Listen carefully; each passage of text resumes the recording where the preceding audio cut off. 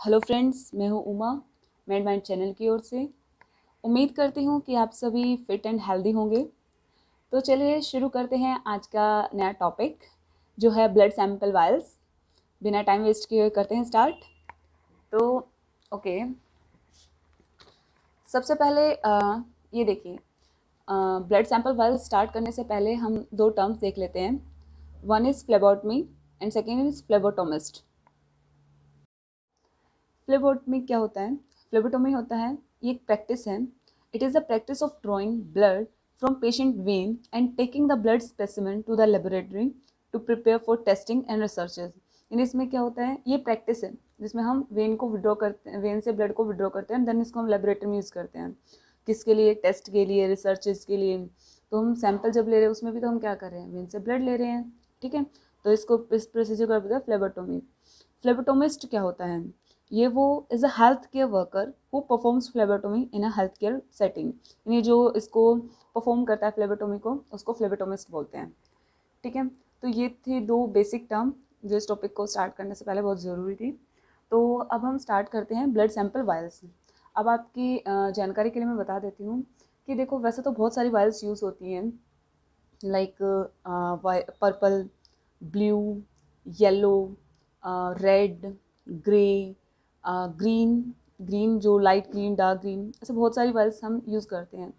कुछ होती हैं जो हम मतलब, लेकिन प्रैक्टिकली क्लिनिकल प्रैक्टिस में बहुत ही कम वायल्स होती हैं जो इंपॉर्टेंट वायल्स होते हैं जो हम यूज़ करते हैं। आज हम सिर्फ और सिर्फ उन्हीं को डिस्कस करेंगे अपनी क्लास में।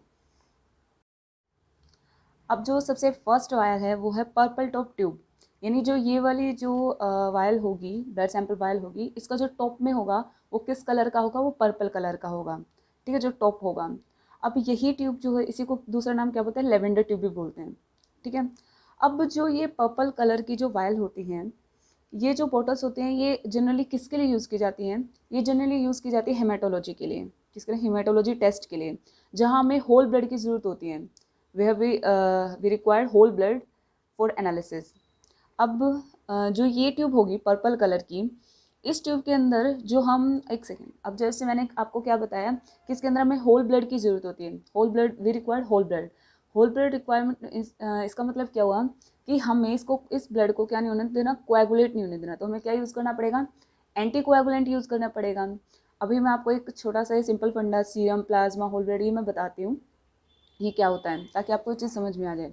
जब मैं होल ब्लड की बात कर रही हूँ, एक सेकेंड रुको। ये देखिए, इसको स्टार्ट करने से पहले एक बार ये ज़रूर देखिए, ये क्या है। ये अगर हम किसी पेशेंट का ब्लड लेते हैं एंड देन हम उसको एक ट्यूब में सेंट्रीफ्यूज करके हम उसको एक ट्यूब में डाल रहे हैं, तो नीचे सबसे क्या आ जाती है? सबसे नीचे आ जाती है रेड ब्लड सेल्स। देन उसके ऊपर बफी कोट किसका बन जाता है? WBC और प्लेटलेट्स का। और उसके ऊपर क्या होती है? प्लाज्मा होती है, ठीक है।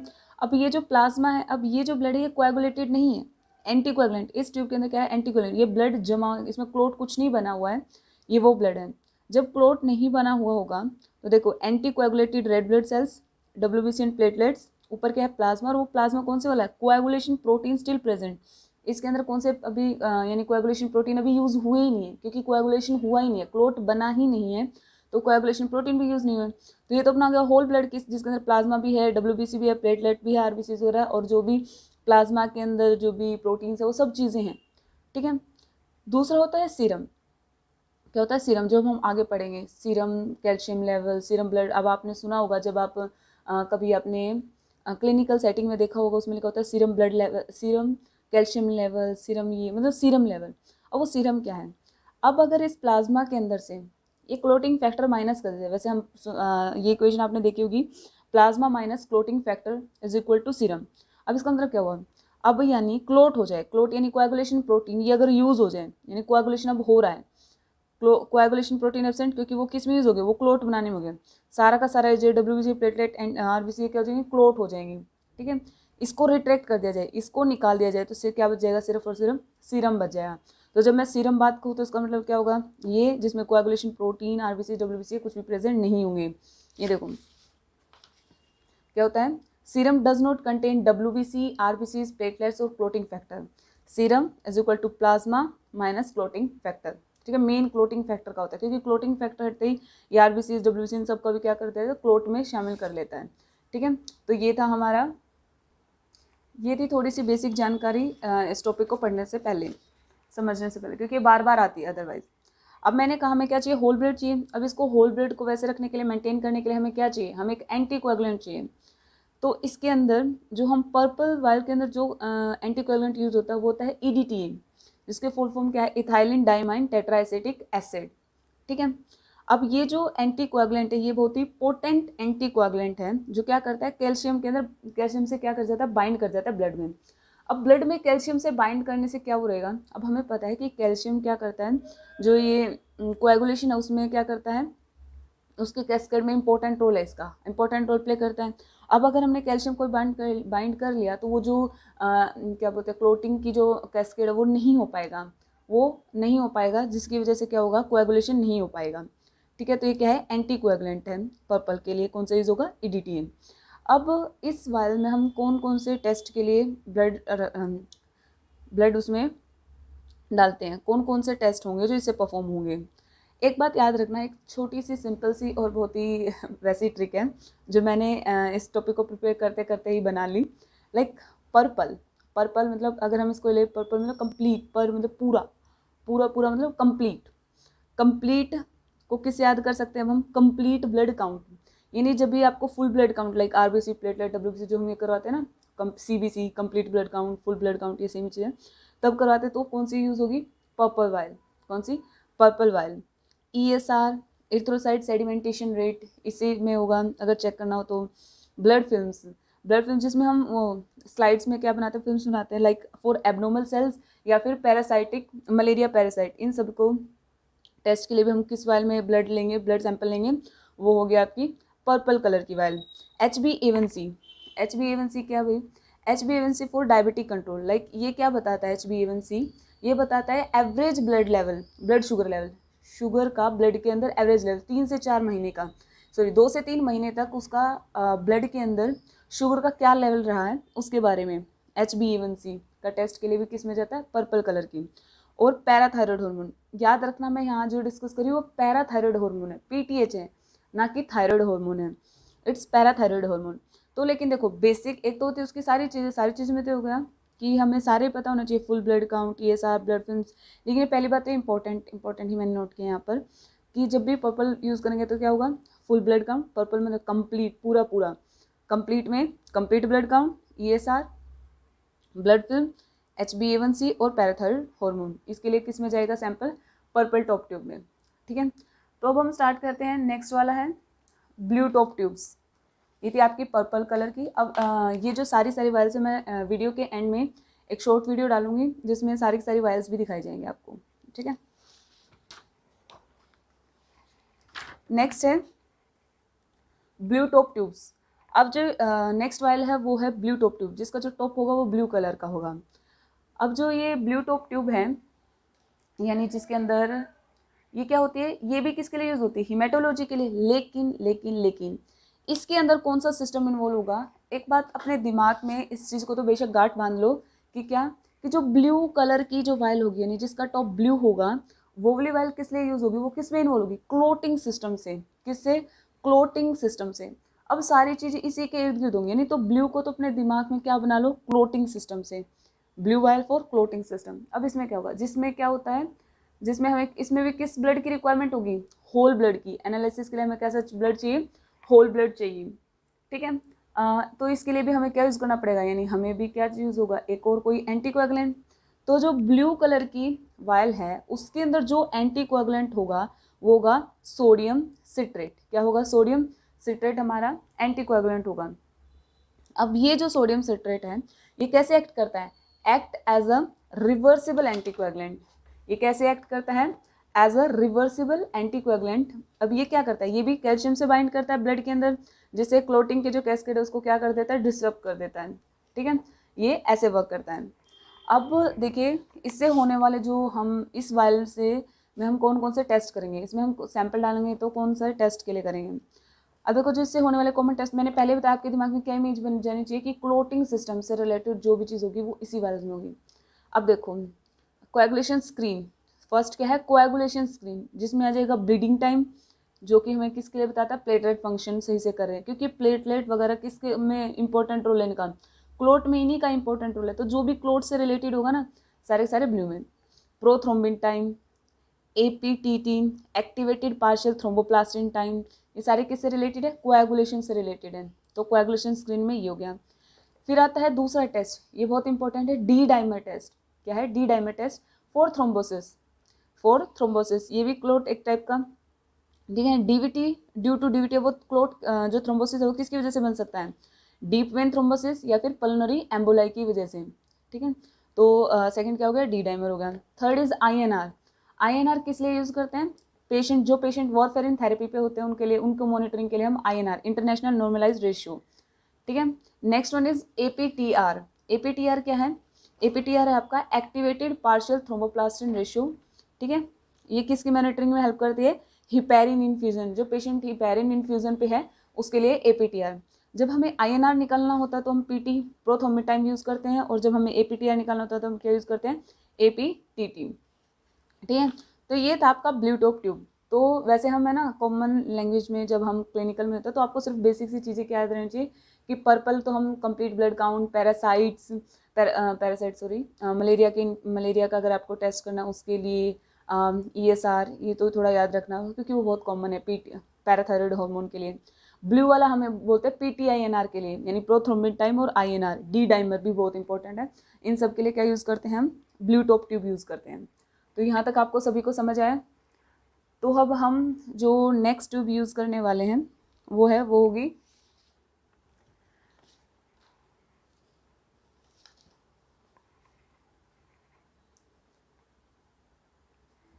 Yellow top tubes. कौन सी होगी नेक्स्ट, येलो टॉप ट्यूब्स। इसी ट्यूब, यही जो वायल है इसी को गोल्ड टॉप ट्यूब भी बोल देते हैं, ठीक है। अब आपको एक चीज़ बताती हूँ, क्लास में या कहीं भी हमें दो चीज़ बहुत ईजिली याद हो जाती हैं, मतलब किसी का नाम अगर याद करना हो क्लास में या कहीं भी, एक तो वो बंदा जो बहुत ज़्यादा एक्टिव हो, हर चीज़ में एक्टिवली रोल प्ले कर रहा हो, बहुत ज़्यादा काम कर रहा हो, घर में कोई बहुत ज़्यादा काम कर रहा है, क्लिनिकल में कोई एक बंदा जो बहुत ज़्यादा एफर्ट से काम कर रहा है, वो याद रहता है। दूसरा किसका नाम याद रहता है, जो बिल्कुल ही नहीं करता, जो कामचोर होता है। दो बंदों के नाम हमेशा याद रहते हैं। तो येलो तो वो है जो बहुत ज़्यादा काम करता है, ठीक है। इसके इतने सारे टेस्ट में ये हेल्पफुल है, इसलिए इसका नाम गोल्ड वाला भी मिला हुआ है, ठीक है, याद करने के लिए बता रही हूँ, ठीक है। और दूसरा एक आएगा वो होगा ग्रे कलर की ट्यूब, जो बहुत ही दो टेस्ट के लिए यूज़ होती है। ग्रे वाली जो ग्रे वायल होती है वो सिर्फ दो टेस्ट के लिए, ठीक है। तो ये वो है जो बहुत ही काम करने वाला बंदा है, इसमें इतने सारे टेस्ट होंगे, इतने सारे कि इसको गोल्ड की वाली भी उपाधि मिली है ठीक है। तो ये देखिए yellow top tube, these bottles are use for huge variety of test. ये वाली मैंने बताया ना बहुत सारे टेस्ट के लिए ये वायल यूज होगी। इसके लिए हमें क्या यूज होगा, लेकिन अब हमें होल ब्लड नहीं चाहिए। येलो टॉप ट्यूब के लिए हमें, यानी इसमें जो ब्लड जाएगा, इससे जो टेस्ट होगा उसमें हमें होल ब्लड नहीं चाहिए, हमें सेपरेटेड सीरम चाहिए। क्या चाहिए, हमें सीरम चाहिए। तो यानी सीरम चाहिए तो हमें दो चीज़ करनी होगी। एक तो पहली बात जो उसको क्या करवा सके, उसको कोएगुलेट करवा सके ब्लड को, यानी हमें एक तो ब्लड कोएगुलेटेड चाहिए, फिर हमें एक सीरम को सेपरेट करने वाला भी कुछ चाहिए, ठीक है। तो हाँ, इस ट्यूब का दूसरा एक नाम हो रहा है, आपको उस पर लिखा भी मिलेगा, मैं वायल दिखाऊंगी आपको, देख लेना उसमें, SST। इसका दूसरा नाम क्या है, SST, सीरम सेपरेटिंग ट्यूब, ठीक है। अब ये जो ट्यूब है ये दो एजेंट रखती है। सबसे पहला है सिलिका पार्टिकल्स, दूसरा है सीरम सेपरेटिंग जेल। सबसे पहला क्या बताया मैंने, सिलिका पार्टिकल, दूसरा क्या होगा, सीरम सेपरेटिंग जेल। अब सीरम सेपरेटिंग जेल नाम से बता रहा है कि सीरम को अलग कर देगी, लेकिन उसको सीरम बनाना भी तो है, तो वो काम कौन करता है, सिलिका पार्टिकल्स। सिलिका पार्टिकल्स क्या करते हैं, ये एक्टिवेट करते हैं क्लोटिंग को, cause the blood cells to clump together, ताकि क्या हो जाए, क्लोट बन जाए, और फिर उस क्लोट को अलग करने का काम सीरम सेपरेटिंग जेल करती है। अभी आप जब मैं आपको वेल दिखाऊंगा आप देखोगे जो येलो टॉप ट्यूब वाली होगी उसके नीचे की तरफ जेल मिलेगा आपको, वो इजिली विजिबल है, ठीक है। तो अब मैंने क्या बताया, येलो टॉप ट्यूब है, इसके अंदर जो एजेंट यूज होंगे वो क्या है, सिलिका पार्टिकल और सीरम सेपरेटिंग जेल है। ये बहुत सारे टेस्ट, वैरायटी ऑफ टेस्ट के लिए इंपॉर्टेंट होती हैं। तो देखते हैं वो ये कौन कौन से टेस्ट है जिसमें ये यूज होती हैं। सबसे पहला है हमारा urea and electrolyte. Urea and electrolyte, urea में इसमें क्या क्या इंक्लूड होगा, U+E, सबसे पहले आपको याद रखने के लिए U+E। Include urea, creatinine, sodium and potassium, sodium and potassium. Second one is क्या होगा, सी रिएक्टिव प्रोटीन, जो इन्फ्लामेशन में इसका वैल्यू बढ़ जाती है जब बॉडी के अंदर इन्फ्लामेशन होती है तो। Third one is LFT, liver function test में मैंने क्या बताया, ये वाली जो वायल है ना बहुत सारे टेस्ट के लिए यूज़ होगी, बहुत सारे वैरायटी ऑफ टेस्ट के लिए।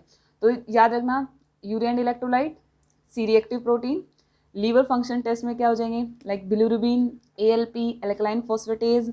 बेसिकली आपको इतना पता होना चाहिए क्योंकि जो हमें ऑर्डर्स में थे वो क्या होते हैं कि उस पेशेंट का LFT करना है, उसका पोटाशियम लेवल चेक कर रहे हैं, तो आपको एकदम माइंड में स्ट्राइक करना चाहिए। इलेक्ट्रोलाइट के लिए तो हमारी येलो वाली ट्यूब होती है, हमें सैंपल येलो वाली में लेना है, ठीक है।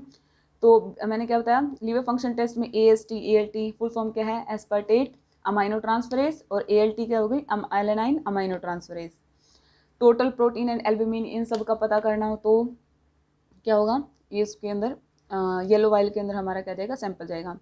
बोन प्रोफाइल, अगर हमें बोन प्रोफाइल भी चेक करनी है लाइक जिसमें कैल्शियम, फोस्फेट, एल्कलाइन फॉस्फेटेज इन सब का पता करना तो भी हमें मेन हेडिंग, एक तो पहली बात मेन हेडिंग मत भूलना, urea electrolyte, C reactive protein CRP, LFT, bone profile, magnesium का लेवल पता करना हो, विटामिन का लेवल आपको पता, विटामिन पता करना like for example vitamin B12 उसके लिए। नेक्स्ट क्या है अपना, नेक्स्ट है iron study. Iron study include serum iron, ferritin, transferrin saturation, total iron binding capacity, इन इसमें आयरन भी इंक्लूड हो चुका है। Lipid profile like cholesterol, LDL, SDL, triglyceride, तो यानी लिपिड प्रोफाइल के लिए भी। अब मैंने कहा था पैराथायरॉयड, मैंने किस में बताया था आपको, कौन सी वाइल में बताया था, मैंने आपको पर्पल वाइल में बताया था पैराथायरॉयड हार्मोन, लेकिन यहाँ जो येलो होगी उसमें थायराइड फंक्शन टेस्ट होंगे, TSH, फ्री, T4, T3 ये सब। और एंडोक्राइनोलॉजी, टॉक्सिकोलॉजी, इम्यूनोलॉजी, ये सारी माइक्रोबायोलॉजी, ये भी इसी में जाते हैं सबके सैंपल। एंडोक्राइनोलॉजी में like beta HCG, calcitonin, cortisol, sex hormone, growth hormone. Toxicology में क्या रहेगा, ethanol, cannabis, opiate, benzodiazepines, other drugs. अब ये सभी आपको याद करने की जरूरत नहीं है, जो मैंने अंदर से बता रही हूँ लाइक इथेनॉल, आपको सिर्फ जो क्या पता है, आपको उसमें सैंपल डालना है, बस आपको ये पता होना चाहिए आप ले किस चीज़ के लिए सैंपल है, सीधा आपको ये पता होगा लिपिड के लिए, लिपिड प्रोफाइल चेक करनी है, ठीक है, तो उसमें डाल दो, येलो वाली में डाल दो। CBC करना है, पर्पल वाली में डाल दो। PTINR करना है, ब्लू वाली में डाल दो सैंपल, ठीक है। ड्रग लेवल अगर आपको पता करना है तो किसमें like PCM, aspirin, digoxin, lithium, gentamicin, carbamazepine, इन ड्रग्स का अगर आपको लेवल पता करना है कि इसकी बॉडी में कितना किस लेवल तक ये जा चुकी है, तो उसके लिए भी हम क्या करेंगे, हम उसको येलो वाइल में हम उस सैंपल को डालेंगे। Next one is microbiology, immunology और ट्रोपोनिन्स, इनके लिए भी microbiology like serology for a wide variety of bacteria, viral, fungal, parasitic infection, इन सब के लिए क्या यूज़ करेंगे, इन सब के लिए भी हम येलो वाइल यूज़ करेंगे, इम्यूनोलॉजी एंड ट्रोपोनिन्स। अब आप सोच रहे होंगे हम इतने सारे कैसे याद करें, येलो में तो काफ़ी सारे हैं, तो आपको येलो की याद करने की जरूरत नहीं है, एक दो बार इसको रीड आउट कर लीजिए, जब आप इसको करेंगे तो एक बार इसको रीड आउट कर लीजिए, उसके बाद आपको सिर्फ क्या करना है, आपको ये याद नहीं रखना है, आपको औरों के याद रखने हैं, मतलब आपको पता होना चाहिए ब्लू में क्या डाल रहे हैं, पर्पल में क्या डाल रहे हैं और ग्रे में क्या डाल रहे हैं, तो उसके बाद जो बचे ऑलमोस्ट सारे के सारे किस में जा रहे हैं, येलो में जा रहे हैं। और एक बार आपने एक दो बार आपने इसको रिवाइज भी किया होगा तो आपको थोड़ा क्रॉस चेक भी हो जाएगा, हाँ याद रहेगा, हाँ ये उसमें था, उनमें नहीं था लेकिन ये इसमें होगा, ठीक है। तो अब जो हमारी लास्ट वाइल बचती है वो क्या है, ग्रे टॉप ट्यूब, ये हमारी लास्ट वाइल है जो है ग्रे कलर की, ग्रे टॉप ट्यूब। अब ये वो मैंने कहा था ना, वो तो वो बच्चा था जिसने जो बहुत ज़्यादा काम करता, उसने इतने सारे टेस्ट किए उस वाइल ने, सारे ऑलमोस्ट बहुत सारे, ठीक है। और ये वो है जिसने सिर्फ 2 काम किए हैं, 2 भी क्या, मोस्टली तो एक ही करता, ग्लूकोज का ही हम इसमें चेक करते हैं मोस्टली। ग्रे टॉप ट्यूब है, ये 2 मेन एजेंट रखते हैं, सोडियम फ्लोराइड और पोटासियम ऑक्सलेट। क्या, सोडियम फ्लोराइड और पोटासियम ऑक्सलेट। पोटासियम ऑक्सलेट एक एंटीकोएगुलेंट है, जैसे सोडियम सिट्रेट है, EDT है, तो ये भी क्या एक एंटीकोएगुलेंट है, यानी ब्लड को क्या नहीं होने देगा, क्लोट नहीं होने देगा। लेकिन जो सोडियम फ्लोराइड है वो क्या है, ये एक एंटी ग्लाइकोलाइटिक एजेंट है, यानी ग्लूकोज को टूटने नहीं देगा, ब्रेक डाउन नहीं होने देगा, ठीक है, जब तक सैंपल लेने के बाद, ताकि वो ब्रेक डाउन ना हो, इसलिए हम कौन से उसमें डालेंगे, ग्रे टॉप ट्यूब में, ठीक है। इसके लिए होने वाले कॉमन टेस्ट 2 ही हैं, ग्लूकोज और लैक्टेट, 2 ही टेस्ट होंगे। आई थिंक अब आपके लिए अगर मैं इस पूरे टॉपिक को समराइज़ भी करूँ, एक सेकेंड, समराइजेशन के लिए एक अलग मैंने ये बनाया, ये देखो। अब आपको कुछ याद रहे ना रहे, एक बार बस मेरा एम ये है कि आपको इसी क्लास में एटलीस्ट ये टॉपिक यहीं कहीं ख़त्म हो जाए, ठीक है। हमने ये 4 वाइल पढ़ी है, इंपॉर्टेंट भी यही वाइल्स हैं, आपको क्लिनिकल में मोस्टली यही वाइल्स ही दिखेंगी। अदर याद करने की बजाय जो शायद हमारे क्लिनिकल प्रैक्टिस में यूज़ भी नहीं होती हैं, हमें मिलेंगी भी नहीं, तो हमें उन पर फोकस करना चाहिए जो हमारी यहाँ पर अवेलेबल होती हैं, जिसमें हमें सैंपल डालना होता है, हमें वो याद होना बहुत इंपॉर्टेंट है। आपको इतने सारे टेस्ट याद हो ना हो, लेकिन ये मेन टेस्ट है जो आपको पता होने चाहिए। देखो, सबसे पहले मैंने एक बताई थी पर्पल कलर, पर्पल मतलब पूरा कंप्लीट, यानी full blood count, complete blood count या full blood count. Blood films बताई थी मलेरिया का टेस्ट बीसी में, ESR और HbA1c, और यहीं पे क्या थी आपकी पैराथायरॉयड हार्मोन। आप एक दो बार याद करोगे आपको इजीली याद हो जाएंगी। फिर मैंने बताया था ब्लू को याद रखना हमेशा हमेशा किससे, कि ये कहीं ना कहीं क्लोटिंग सिस्टम यानी कोएगुलेशन से रिलेटेड होगी, ये वाली coagulation screen, INR, D dimer, ये सारे सारे क्लोट से रिलेटेड हैं, ठीक है। और जो क्या बोलते हैं पर्पल में कौन सा एंटीकोएगुलेंट यूज होता है, EDTA, और जो ब्लू में कौन सा होता है, सोडियम सिट्रेट। अब जो ये है येलो कलर की या गोल्ड टॉप, ये वाली जो है, इसमें क्या होंगे, हम इसको जनरली बोलते हैं इलेक्ट्रोलाइट्स के लिए ये वाली जाती हैं, urea electrolyte, LFT calcium phosphate magnesium, TFT, इसमें तो बहुत सारे थे, लेकिन ये बेसिक जो बहुत ज़्यादा डेली लाइफ में मतलब ये वाले सैंपल लिए जाते हैं इनके लिए डेली यूज़ में, लिपिड प्रोफाइल, ट्रोपोनिन्स, ठीक है। और जो लास्ट वाली है ग्रे कलर की, वो क्या होता है, ग्लूकोज और लैक्टेट है। इसमें क्या क्या यूज़ होता है, सोडियम फ्लोराइड और पोटाशियम ऑक्सालेट, ठीक है। इसका एंटीकोएगुलेंट पोटाशियम ऑक्सालेट और सोडियम फ्लोराइड, इन ये बेसिक आपको पता होना चाहिए, ठीक है। उम्मीद करती हूँ आपको ये टॉपिक समझ में आया होगा। आगे भी हम ऐसे ही वीडियोज़ लेकर आते रहेंगे। थैंक यू सो मच इस चैनल से कनेक्ट होने के लिए, थैंक यू सो मच।